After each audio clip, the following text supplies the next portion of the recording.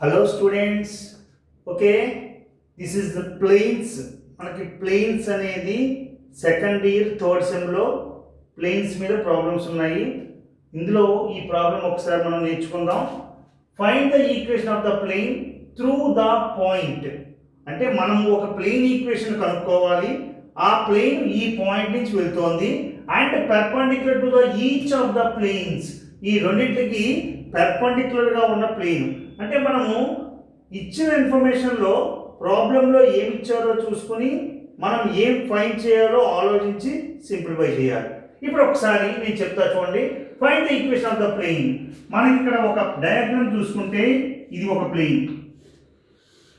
ఆ plane passing through the point అన్నారు. -1, 6, 2 అనే పాయింట్ నుంచి వెళ్తోంది. ఇక్కడ ఈ పాయింట్ -1, 6, 2 అని ఈ పాయింట్ ఉంది.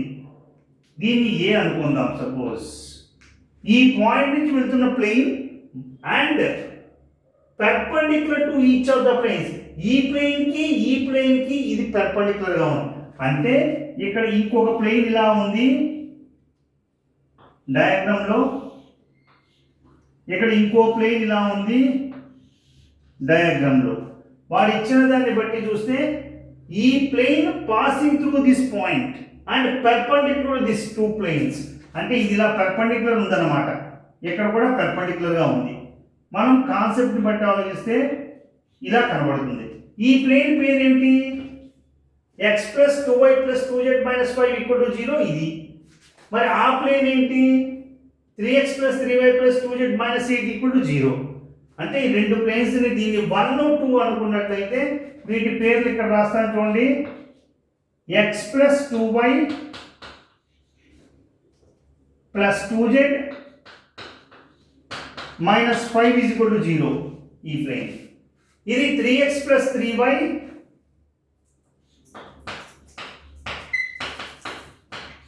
+ 2z - 8 = 0. అమ్మా, ఇప్పుడు డయాగ్రామ్ కరెక్ట్గా మనం ఆలోచించినట్లయితే ఈ రెండు ప్లేన్కి ఇది పెర్పెండిక్యులర్గా ఉంది and passing through the point. ఈ ప్లేన్ మనకు కావాలి.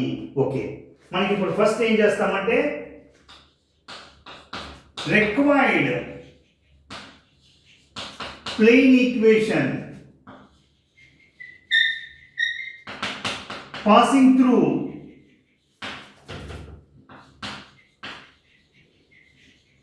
the point. మనం ముందే చెప్పాం, ఒక పాయింట్ నుంచి వెళ్తున్నటువంటి ప్లేన్ ఈక్వేషన్ కావాలి. ఇది x1 y1 z1 అనుకుంటే ఆ ప్లేన్ ఈక్వేషన్ ఏ రకంగా ఉండాలి? a × x - x1 + b × y - y1 + c × z - z1 = 0 లా ఉండాలి. ఈ పాయింట్ మనం తీసుకున్నట్లయితే అంటే required plane equation passing through the point -1, 6, 2 is a × x1 అంటే +1, a × x - -1 +1 plus b × y - y1 y - 6 plus c × z - 2 = 0. దీన్ని 1 అనుకోండి. ఇక్కడ ఈక్వేషన్ అంతమ్మా మనం ఇది 1 అనుకుంటాం. a × x - x1 ఫార్ములా ఎలా వస్తుందంటే ఒక పాయింట్ నుంచి వెళ్తున్నటువంటి ప్లేన్ ఈక్వేషన్ ఆ పాయింట్ x1 y1 z1 అయినట్లయితే a × x - x1 + b × y - y1 + c × z - z1 = 0 ఇలా ఉండాలి. ఓకే, ఈ ప్లేన్ ఈక్వేషన్ ఇలా ఉన్నప్పుడు దీని పెర్పెండిక్యులర్గా ఇంకో ప్లేన్ వచ్చింది. ఈ ప్లేన్ ఎలాంటిది? 1 అనేది a × something + b × something + c × something. దీని పెర్పెండిక్యులర్గా ఉండే ప్లేన్లో దీని డిఆర్స్ దీనికి రావాలి. మనం డైరెక్షన్ కొసైన్, డైరెక్షన్ రేషియో అనే కాన్సెప్ట్ ఉంది. దాన్ని బట్టి గివెన్ 1 ఈజ్ పెర్పెండిక్యులర్ టు 1 అంటే మనం ఇప్పుడు కట్టిన equation 1 is perpendicular to 2x. ఇది ఫస్ట్ ప్లేన్, దీని పెర్పెండిక్యులర్గా ఉంది. x + 2y + 2z - 5 = 0. దాని నుంచి మనం ఏం చేయొచ్చు? ఈ ప్లేన్ ఫస్ట్ ప్లేన్లో ఏబిసి అనేవి కోఎఫిషియెంట్స్ ఉన్నాయి కాబట్టి ఇక్కడ దీన్ని మనం ఏమని రాస్తామమ్మా A plus 2b plus 2c equal to 0 అని రాసుకుంటాం. ఏమా అది సెకండ్ 2 అనుకుంటే given 1 is perpendicular to second plane 3x plus 3y minus 3x plus 3y plus 2z minus 8 equal to 0. దాని నుంచి ఏం రాయొచ్చు 3a plus 3b plus 2c equal to 0 అని రాసుకోవచ్చు. ఏమా 2, 3 రెండింటిని సాల్వ్ చేయాలి. మనం మెథడ్ మనకు తెలుసు, నేను చెప్పాను.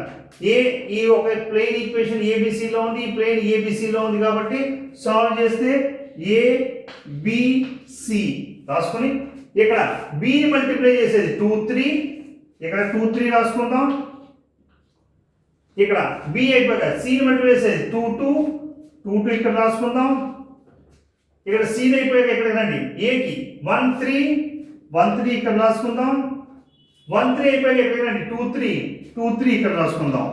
ఏమన్నా ఇలా రాసిన వల్ల మనకి మెథడ్ ఎలా సాల్వ్ చేస్తామంటే AD minus BC, AD minus BC, AD minus BC అంటే ఏ by AD 2 2s are 4, 4 minus 3 2s are 6 is equal to b by 2 3s are 6 minus 2 1s are 2 is equal to c by 1 3s are 3 minus 3 2s are 6.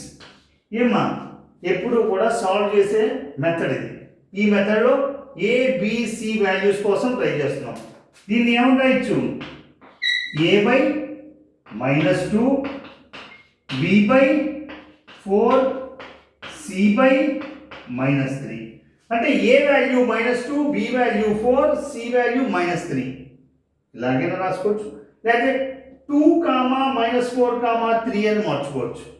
That implies A by 2, B by -4, C by 3 ఈ values మనం ABC రెండు ఈక్వేషన్ని సెకండ్ని థర్డ్ని solve చేసి సంపాదించాం. ఈ వాల్యూస్ని 1లో substitute చేద్దాం. 1 అంటే ఇక్కడ ఉంది. Substitute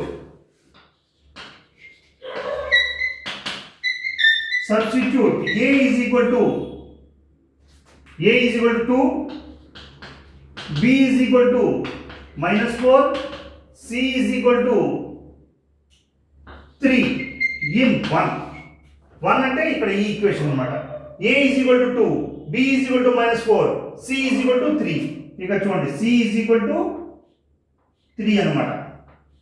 c is equal to 3 అది ఇందులో సబ్స్టిట్యూట్ చేసుకుంటే మనం a అంటే ఎంత 2. That implies 2 into x plus 1 plus b అంటే ఎంత అంటే -4 into y -6 plus c into c అంటే ఎంతమ్మా +3 into z-2 is equal to 0. ఒక్కసారి చూడండి మనకు కావాల్సిన ప్లేన్ ఇది. ఈ ప్లేన్ ఈక్వేషన్ ఈ ఫామ్లో మనకు వచ్చింది. అంటే a into x - x1 plus b into y - y1 plus c into z - z1 equal to 0 passing through the point అని ఇచ్చారు కాబట్టి దాన్ని ఇప్పుడు సింప్లిఫై చేస్తే ఇక్కడ చూడండి 2x plus 2 -4y plus 24 plus 3z minus 6 equal to 0. ఏమో మల్టిప్లై చేసాం. ఇప్పుడు చూడండి 2x -4y ప్లస్ 3z అంటే ప్లేన్ ఈక్వేషన్ మనం రాయాలంటే 2x that implies 2x -4y plus 3z ఇక్కడ చూడండి +2 ప్లస్ 24 26 అయింది. 26 నుంచి 6 తీసేస్తే 20, 26 minus 6 plus 20 is equal to 0 is the required plane. ఈ ప్లేన్ ఈక్వేషన్ ఈ ఫామ్లో ఇలా ఉంటుంది. ఏమా ఇచ్చిన క్వశ్చన్ని జాగ్రత్తగా అర్థం చేసుకుని ఇన్ఫర్మేషన్ ఏమి ఇచ్చారో తెలుసుకుని దాన్ని బట్టి మనం ఏం ఫైండ్ చేయాలో ఆ మెథడ్లో ఫైండ్ చేసుకుంటాం. ఓకేనమ్మా, ఒకసారి చూడండి. ఇలాంటి మోడల్స్ మళ్ళీ చేద్దాం. ఇది ఇంపార్టెంట్ మోడల్ ప్లేన్స్లో. ఓకే, చూడండి అమ్మా ఒకసారి. Thank you.